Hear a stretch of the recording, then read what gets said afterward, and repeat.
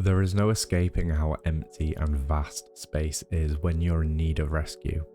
The daunting prospect of being stranded in such conditions is enough to strike fear into any seasoned ship crew.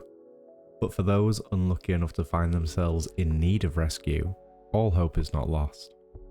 Enter the RSI Apollo, not a warship but a guardian built to save lives in the harshest of conditions.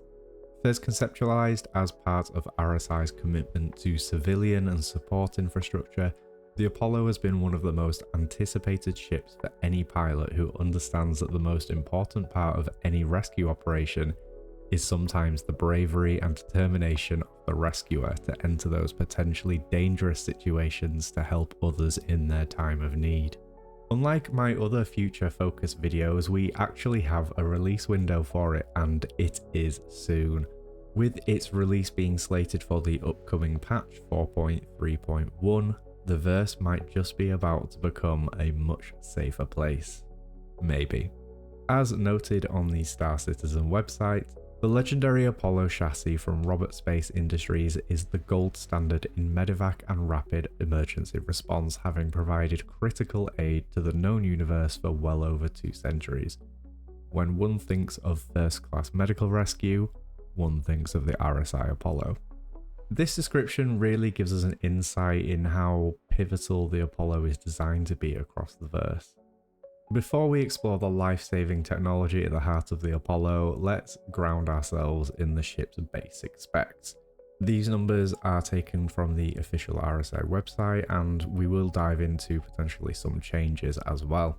The basic specifications of the Apollo are a length of 43 meters, a width of 30 meters, a height of 10 meters, a minimum crew requirement of 1, and a maximum crew of 2, though realistically, handling the medical side as well, that could be pushed up to 3 or 4.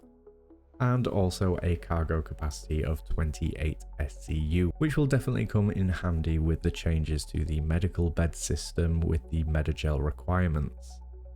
Recent leaks have led us to believe that the RSI Apollo has actually been upsized to accommodate the required equipment, with these specs being speculated as being roughly a length of 66 meters, a width of 42 meters, and a height of 13.5 meters, with all other things presumably remaining the same.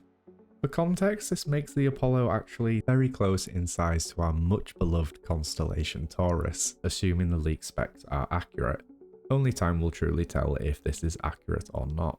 While the Apollo's mission is one of mercy, RSI knows the mercy often has to be delivered in dangerous places. Its defensive systems are not for aggression, but for survival, ensuring the crew and its patients make it home or wherever they need to go for further medical treatment. With that in mind, let's take a look at some of the armaments of the RSI Apollo. The weaponry is listed as 2 size 2 pilot-controlled guns, a remote turret with 2 size 2 weapons, and for the Medivac variant, 2 missile racks holding size 2 missiles.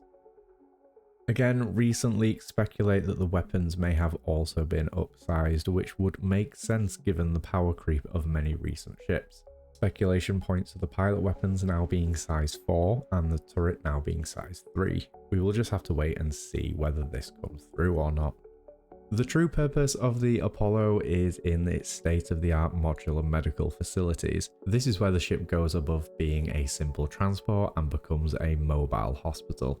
At its core are the medical beds. These beds range in capabilities from treating minor to severe injuries and bringing pilots back from the brink without the need for full regeneration at a distant station, and potentially also acting as a preferred respawn point for players on certain tiers of bed.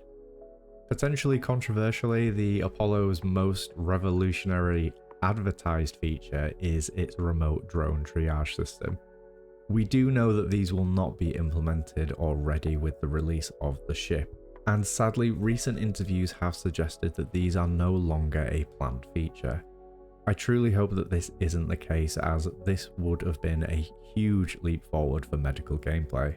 We are still waiting to see what the true medical gameplay experience will look like in the future, but I anticipate the Apollo being at the heart of those changes and being able to take on any of the features implemented down the line during development. RSI understands that not all rescue missions are the same. A humanitarian crisis requires a different approach than extracting a soldier under fire. To meet these varied needs, the Apollo is offered in two distinct variants. The first is the Apollo Triage. This is the flying hospital, the definitive platform for large-scale medical support. Its focus is on capacity and comprehensive care, making it the backbone of any major fleet operation or disaster relief effort.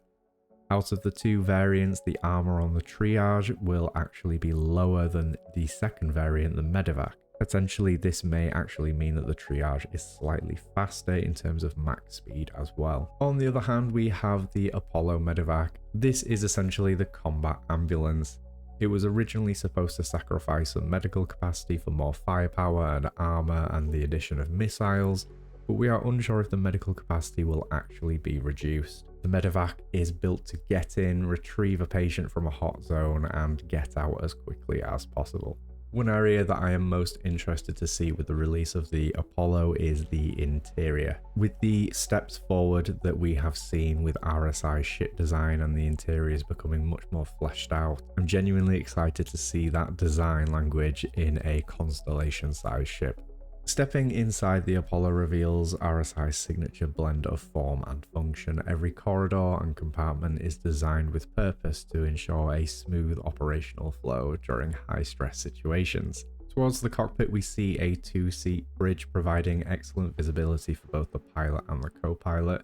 It does appear to have a very similar design to the Constellation. Hopefully they have removed those central struts that we can't see through. Within this section, we also see the crew habitation. They are compact living quarters for the crew.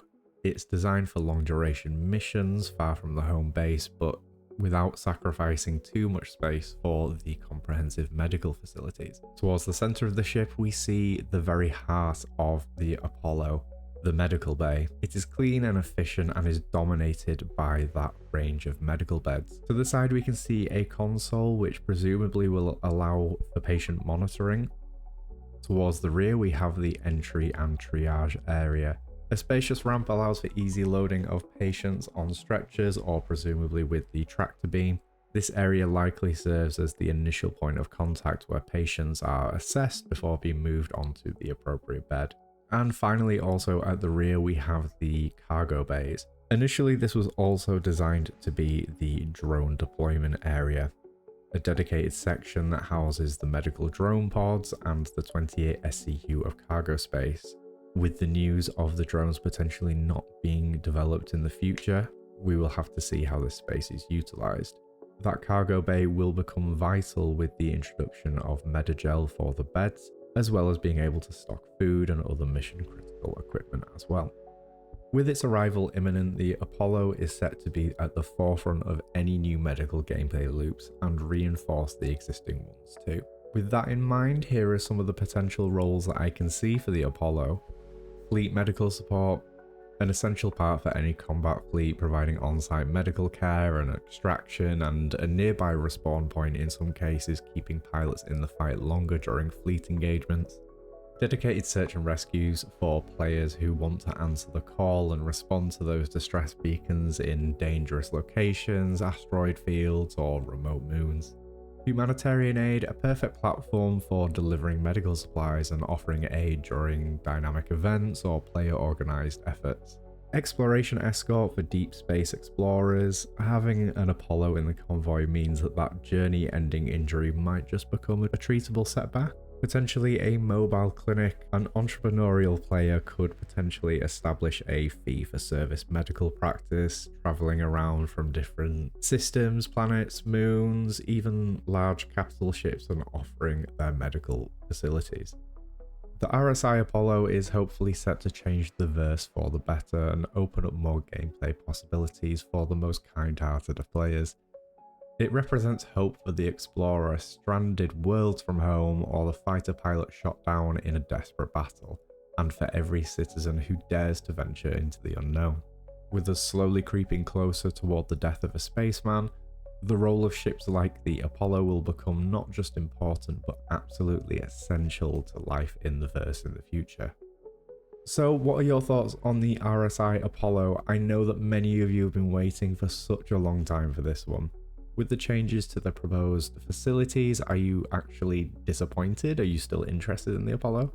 Let me know what you plan to do with it and what you hope to see from medical gameplay in the future down in the comments. And as always, if you found yourself enjoying the video or found it useful, consider subscribing for more Star Citizen content in the future. With all of that out of the way, thank you so much for watching, stay safe, and I'll see you in the next one.